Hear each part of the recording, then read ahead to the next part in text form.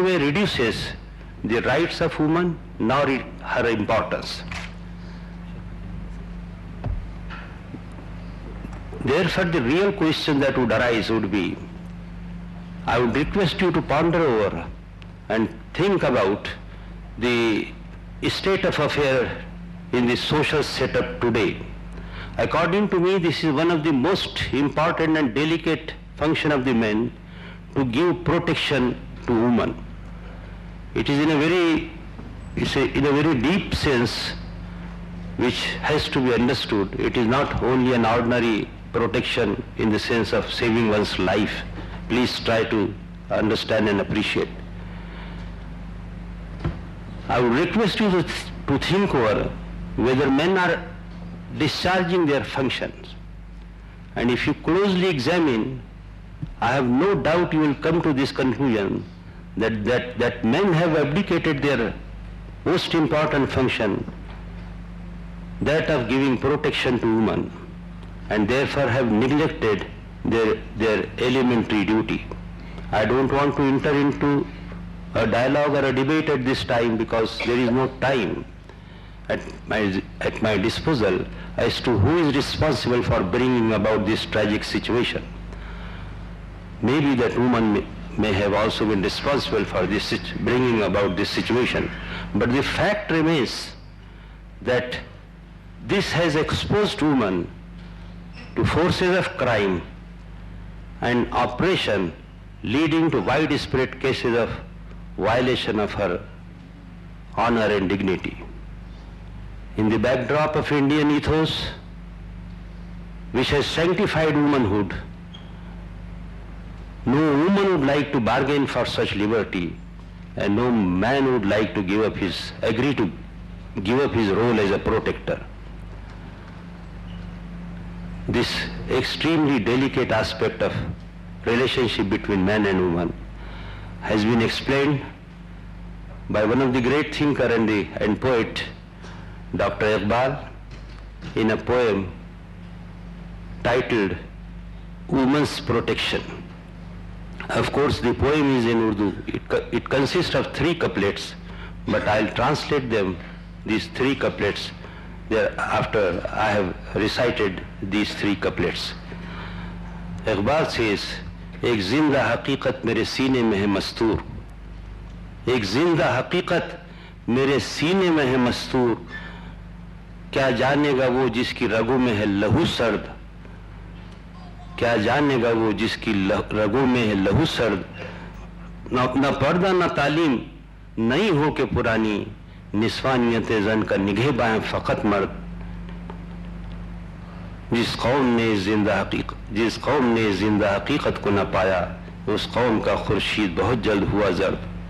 The translation would be that जिस कौम ने जिंदा हकीकत को न पाया, the nation which has not realized this truth, एक जिंदा हकीकत मेरे सीने में है मस्तूर, a living truth lies deep into my heart, क्या समझेगा वो जिसकी रगों में है लहू सर्द. It is not for those whose senses are frozen, ने पर्दा न तालीम नहीं हो के पुरानी. It is neither veil nor education, new or old, निस्वानियत जन का निगहबान फकत मर्द. The protector of the dignity of woman is man alone. जिस कौम ने जिंदा हकीकत को न पाया, a nation which has not discovered this truth, उस कौम का खुर्शीद बहुत जल्द हुआ जर्द. Its sun is bound to fade away. Friends, as I have already said, that I have an extremely limited time at my disposal, and the Dr. Zakir is already there, who is going to deal with the subject exhaustively.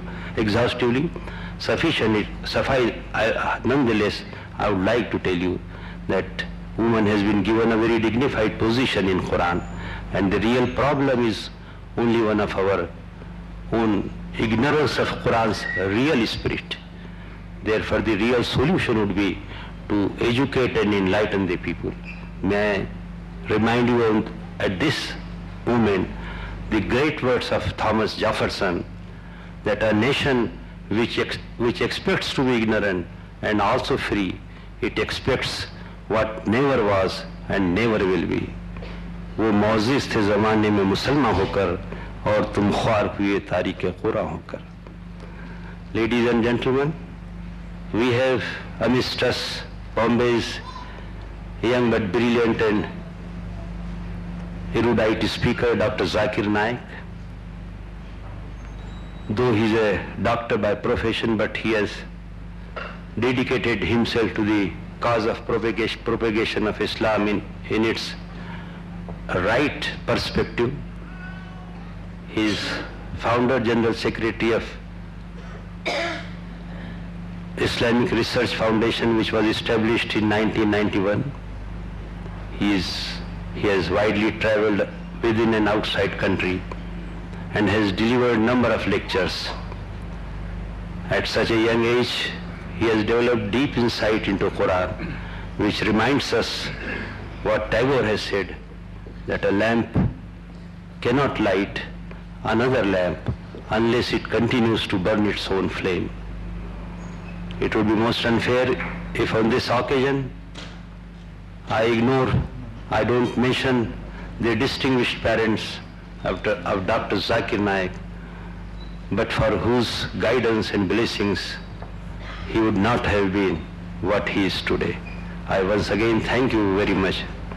Thank you very much.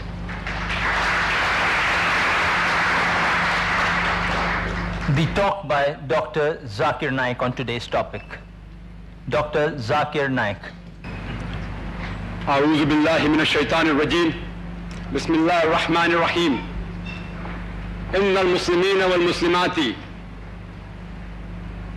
والمؤمنين والمؤمنات والقانتين والقانتات والصادقين والصادقات والصابرين والصابرات والخاشئين والخاشئات والمتصدقين والمتصدقات والصائمين والصائمات والحافظين فروجهم والحافظات والذاكرين الله كثيرا والذاكرات أعد الله لهم مغفرة وأجرا عظيما.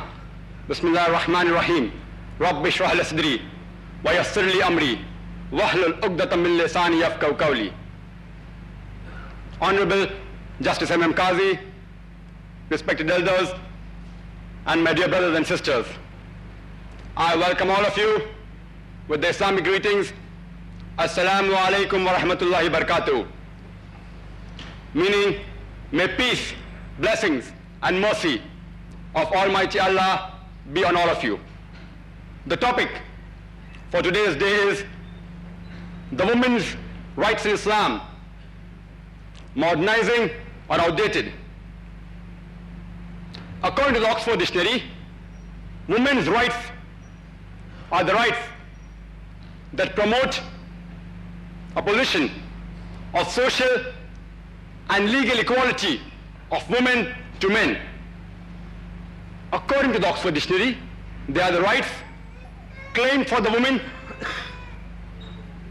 equal to those of men as regards to suffrage, that's the right to vote, as regards to property, etc. Modernizing, according to the Oxford Dictionary, means to make modern, to adapt to modern needs or habits. And according to the Webster Dictionary, it means to make modern or to give a new character or appearance. Example, to modernize one's ideas. In short, modernizing is a process of updating or opting for the betterment of the present status itself. It is not the present modern status itself. Can we modernize ourselves to master our problems and to realize a new way of life for the whole human race? I'm not concerned about the modern ideas, the conclusions, and the categorical statements made by scientists and unexperienced armchair experts as how a life should be lived by a woman. I'm going to base my conclusions and considerations on truth which can be proved by experience. Experience and unbiased factual holistic analysis are the sure test between the goal of truth and the glitter of theory.